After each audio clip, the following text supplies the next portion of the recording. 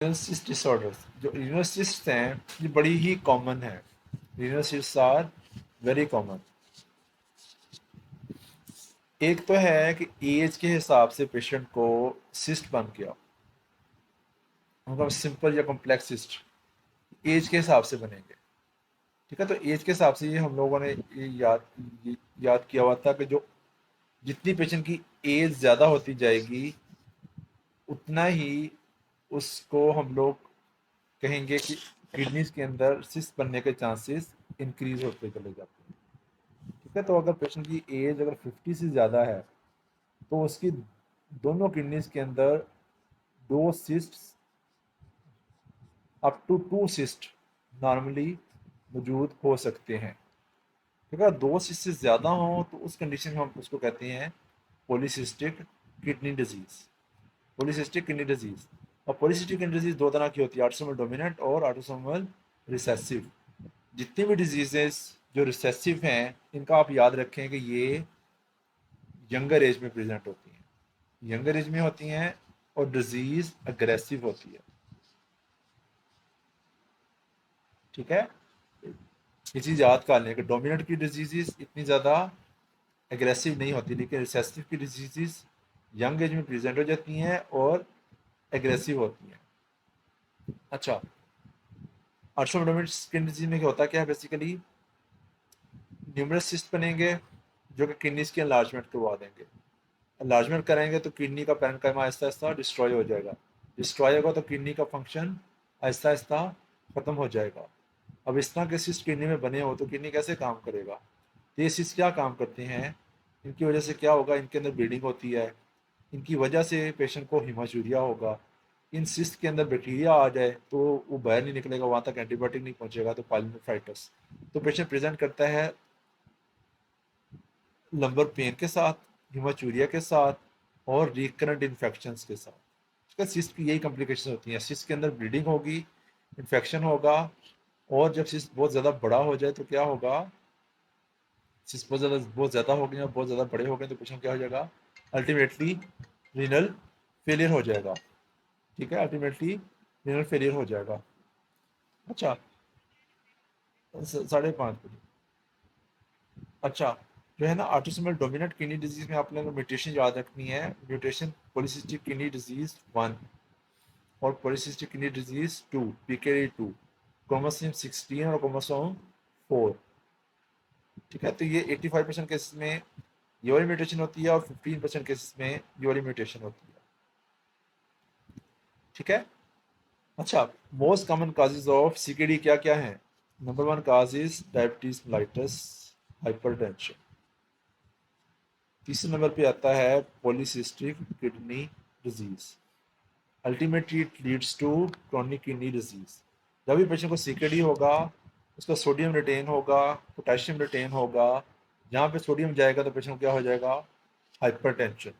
इस वजह से जो हाइपरटेंशन है ये बहुत ज़्यादा किसी पेशेंट, हाइपरटेंशन की वजह से पेशेंट को रीनल फेलियर हो भी जाता है और रीनल फेलियर की वजह से पेशेंट को हाइपरटेंशन भी हो जाती है। ठीक है, तो ये वाइस वर्सा होता है, दोनों वाइस वर्सा होते हैं। पेशेंट को ब्लड प्रेशर की वजह से रीनल फेलियर हो जाता है और रीनल फेलियर की वजह से ब्लड प्रेशर और ज़्यादा हो जाता है। ठीक है, अच्छा, इसका ना एक क्वेश्चन आता होता है पॉलीसिस्टिक किडनी डिजीज का सब एरकनाइड हेमरेज के साथ। आपको आपको हिस्ट्री आएगी, क्वेश्चन आएगा कि पेशेंट को sudden severe worst headache of my life वाला सिनेरियो आएगा। वो पूछा होगा कि अपने किडनीज के अंदर, अपने एब्डोमेन के अंदर क्या चीज़ उसकी एग्जामिन करनी है या कौन सा टेस्ट करवाना है एब्डोमेन के हिसाब से। तो आपने कहना है कि आपने उस पेशेंट में पॉलीसिस्टिक किडनीज देखनी है।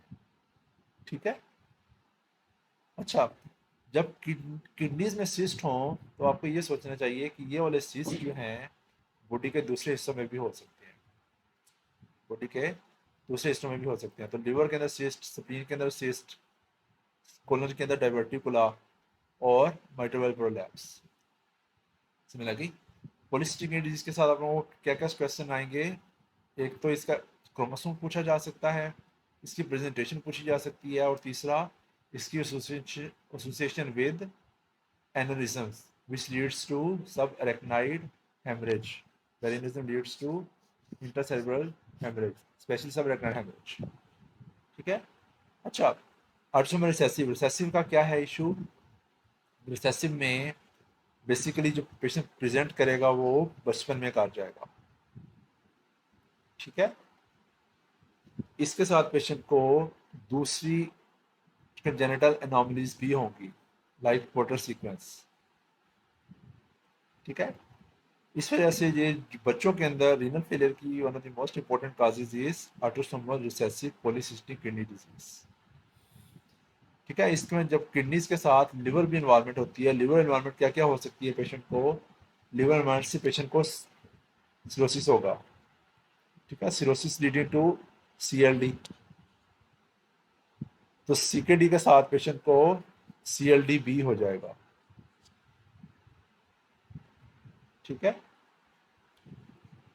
अच्छा, autosomal dominant tubular kidney disease, इसको हम लोग मिडलरी सिस्टिक किडनी डिजीज भी कहते हैं। मिडलरी सिस्टिक किडनी डिजीज भी कहते हैं।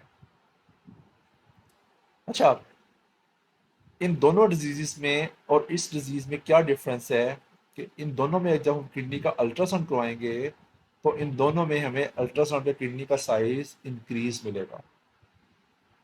मिलेगा नहीं, किडनी का साइज इंक्रीज मिलेगा। लेकिन ये जो autosomal dominant tubulo interstitial kidney disease है, या जिसको हम मिडलरी सिस्टिक किडनी डिजीज भी कहते हैं, इसमें किडनीज छोटे मिलेंगे, किडनीज श्रंकन मिलेंगे आपको। ठीक है। अच्छा जी, रीनल फेलियर की, रीनल फेलियर जब पेशेंट को डेवलप हो जाता है ना, सीकेडी, तो उसमें क्या होता है, क्रोनिक इन्फ्लेमेशन चल रही होती है हाइपरटेंशन डायबिटीज मेलिटस की वजह से। जब भी इन्फ्लेमेशन होगी, इन्फ्लेमेशन का सीक्वल क्या होगा? फाइब्रोसिस। ठीक है। फाइब्रोसिस होगी पेशेंट को। फाइब्रोसिस क्या करेगी? किडनीज के साइज को छोटा कर देगी। ठीक है। और जब जब किडनीज के अंदर फाइब्रोसिस पड़ी होती है, तो इसी वजह से आपने किडनीज के अल्ट्रासाउंड के ऊपर पड़ा होगा इंक्रीज एक्कोजेनिसिटी। एक्कोजेनिसिटी, एक्कोजेनिसिटी किस वजह से इंक्रीज होती है कि आपकी जो अल्ट्रासाउंड की शुआएं हैं वो टकरा के वापस आ जाती हैं, क्योंकि फाइब्रोसिस की वजह से किडनीज हार्ड हुए हुए हैं। ठीक है। अच्छा, रीनल फेलियर की कुछ काजेज हैं जिसमें किडनी का साइज छोटा नहीं होता। उनमें most important cause is polycystic kidney disease, second renal cell carcinoma, चौथा डायबिटीज मेलिटस, मल्टीपल मायोमा। ये वो कुछ काजेज हैं रीनल फेलियर की जिनके अंदर किडनी का साइज डिक्रीज होने के बजाय नॉर्मल होता है या इंक्रीज होता है। ठीक है। अच्छा जी, फिर आता है सिंपल या कॉम्प्लेक्स सिस्ट। अब जैसा मैंने कहा था कि एज के हिसाब से किडनीज के अंदर सिस्ट बन सकते हैं, तो सिस्ट आर वेरी कॉमन है क्या नहीं? अगर पेशेंट को किसी तरह का कोई वेट लॉस नहीं है, अनीमिया नहीं है, उसकी भूख शूख ठीक है, और सिस्ट जो है वो स्मूथ वॉल्ड है, तो उसको हम वो सिंपल सिस्ट कहेंगे। उसका हमने सिर्फ जस्ट पेशेंट को फॉलो करना होता है कि हर 6 महीने बाद अल्ट्रासाउंड करवा लिया। लेकिन कॉम्प्लेक्स सिस्ट क्या होता है? वो उस जब भी कॉम्प्लेक्स सिस्ट हो, उससे क्या मुराद है कि सिस्ट की जो शेप है वो डिस्टॉर्टेड सी है, सिस्ट के अंदर कोई और भी आपको लग रहा है कोई मैस डेवलप हो रहा है। तो कॉम्प्लेक्स सिस्ट के बारे में आपने हमेशा रीनल सेल कार्सिनोमा को ध्यान में रखना है। ठीक है। तो कॉम्प्लेक्स सिस्ट से क्या मुराद है कि इसके मिलिग्नेंसी में कन्वर्ट होने के चांसेस ज़्यादा हैं, जबकि सिंपल सिस्ट में क्या है, उसको जस्ट अपने फॉलो करना है। फ्लूइड फिल कैविटी है। एज के हिसाब से पेशेंट को above 50 years of age, cysts are very common in kidneys.